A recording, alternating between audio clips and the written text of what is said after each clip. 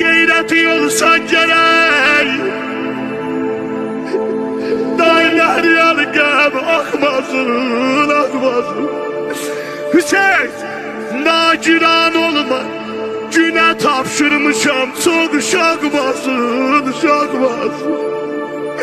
Sen zaten yanırsan, günə demişəm, qardaşımı çox yandırma.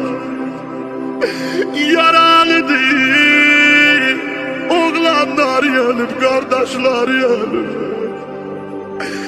Aman, aman, aman, aman, aman.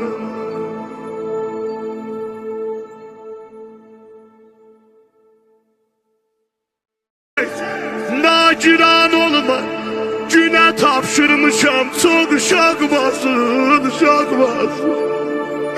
Sen zaten yanırsan, günə demişəm, qardaşımı çox yandırma.